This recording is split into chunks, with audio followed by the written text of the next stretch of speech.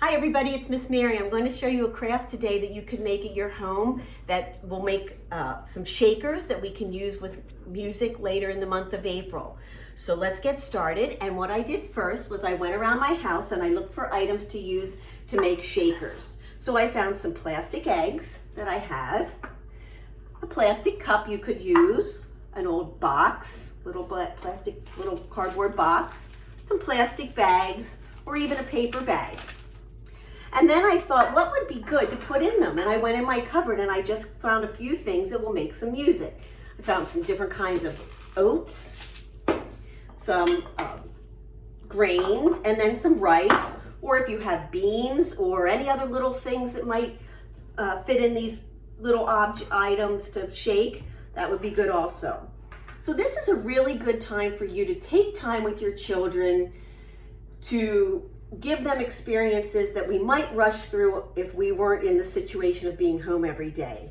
At school a lot we practice with our children pouring and scooping. So what I did first was I poured some of my oats in a bowl to minimize the amount of material the child has to go through to get to the oats. Give them a spoon and let them scoop and pour. And try to use the same wording when you're saying this. So if you're helping them hold the egg, you might even do it hand over hand the first time. Scoop and dump, or scoop and pour, whatever wording you want to use. When you put a few items in your shaker container, put the other half on. You can, if you want to, glue it. The inside, you could glue it. That's my dog barking. And you could take glue and go around the edge like this, or you could tape it with masking tape and it shakes. You can do this with other oats. Maybe you want to put them in the little box. So again, scoop and pour, just a couple spoonfuls, scoop and pour. And the more your children do these activities, the more familiar they'll become with them, and the more they'll be proficient and understanding the wording and the expectations. Close the box up, and this one I would suggest taping for sure. And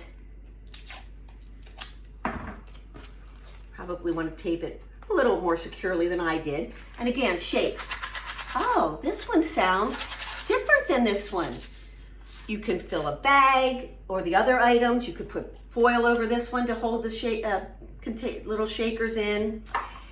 And then you can talk about loud, soft, and different words like that.